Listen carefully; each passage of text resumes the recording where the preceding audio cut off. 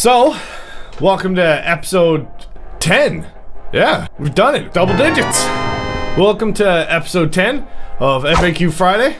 Oh, I'm gonna have to relearn where my cues are. I'm in a different room because we organized the room. You don't know what this place looks like, so it doesn't really matter. We did some feng shui. There's still guitars on the wall because we make parts that fix guitars. So of course we have a ton of guitars in here. And these are all the ones that are in one piece that I could find. So yeah, we found a banjo. We don't make anything for a banjo, but maybe we will. Someday, soon, maybe, now that we found it. Pretty high, I need new nut armor. So, this one's from Aaron. I think it's an Irish name. I don't know. I play with a wound G string. Oh, damn it, he didn't make a G string joke. He just said wound third string. Nice dodge.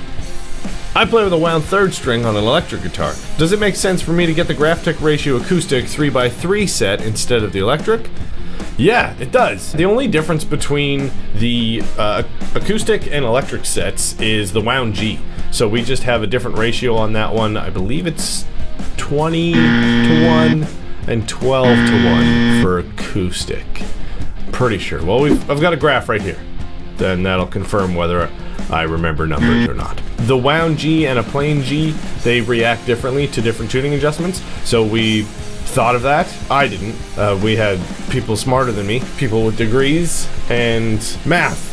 We got the math guys to do it. So yeah, we figure that out.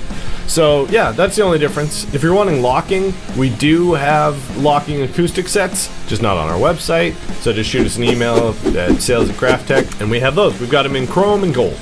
So yeah, this one's from Shane Roberts. Hi, I've got 2017 Gibson Les Paul Tribute with G-Force tuning system. I'm unhappy with the system and I want to add a set of Graphtech Ratio tuners. Which plates and tuners might I use so that I won't have to drill the guitar? Thanks. One of the unfortunate things about having the G-Force system is that when you want to take it off, there's nothing really that retrofits onto it because there's no actual screws that keep it in there. So what it is, it's an entire back plate with all the mechanics and robots and mechanical robots, and then it just gets cinched in with the 6 bolts on each tuner. So there's no actual screw holes or anything. You got a couple options. Since our tuners have the 2-pin mounting system, you can either drill for the 2 pins. When the tuners are on, you won't be able to see it, so it's not like there's going to be any holes. Or you can use one of the plates that are in the box, drill new holes for the new screws. And again, those plates that come in the box are to retrofit other tuner brands, so it would be a common screw positioning that you'd be putting on it. So yeah, not a whole lot of options when switching out the robots. So, good luck. Alright, this next one's from Keith Barker. Hi, just got an Echo Ranger 5 and I would like to replace the nut and saddle. The nut is made from aluminum and is about 43 by 3 by 5 mil.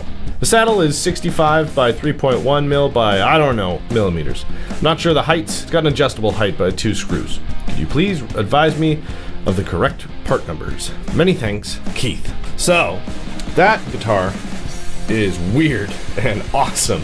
So it's an acoustic guitar. So the bridge on that, it's kind of a metal trough that the saddle would fit in. So as far as height, you don't really have to be too specific. As long as you get something that is the right thickness. Obviously you'll have to sand down the edges a bit because it's a pretty short saddle to accommodate those screws in there. So it's like 63 mil, and most of our saddles, the shortest ones are around 71. So you'll have to take a few millimeters off the edges, but not a big deal. So go with the PQ 9272 for the saddle. And for the nut, the thing with that one is it actually has a 0 fret nut as well, which actually makes things easier for you. With that acoustic and those measurements that you gave me, it actually has like a Fender style nut on it.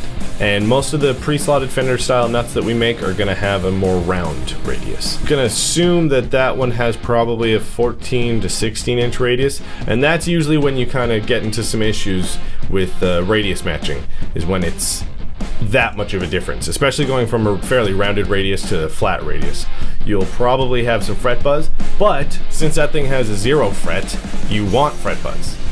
So as long as it's resting on the first fret, you're good. So yeah, you can just go with the PQL 5010, which is our Fender style one, and it's got a flat bottom and it's a bit tall. So again, you've got some room to work with. The radius on that isn't going to cause you an issue because it has a 0 fret. What you want to happen is for all the strings to be touching that fret. So yeah, go with that one.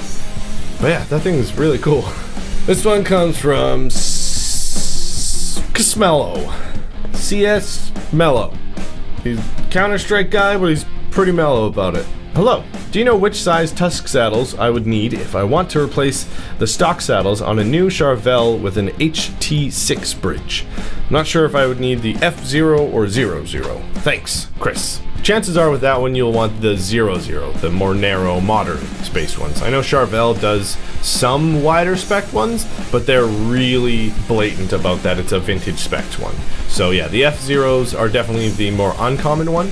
And again, worst case scenario, even if it does have the wider spacing, you can still use the 00 saddles with the narrower ones, and the string spacing won't change. There'll just be a tiny little gap in between.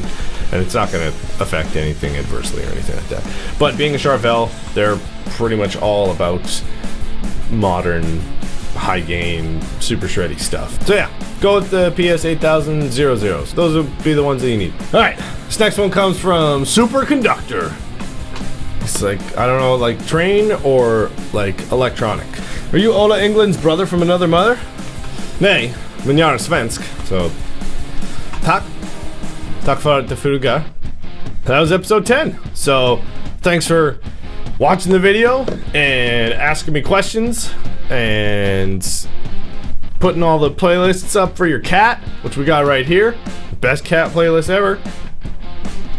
Whoa, what was that? Leave me a comment down below, or question, or tell me a joke. Dad jokes are good. Dad jokes are best jokes. Hit the like button if you liked it. Hit the dislike if you didn't like it, and tell me why you didn't like it. Hit the subscribe button over there, and I'm still kind of figuring out where the placement is because I'm in a new room, so I got a box, and figure out my framing. Hit the subscribe button, then the bell right there, and yeah, ask me some questions, and I'll probably answer them. So, see you next week.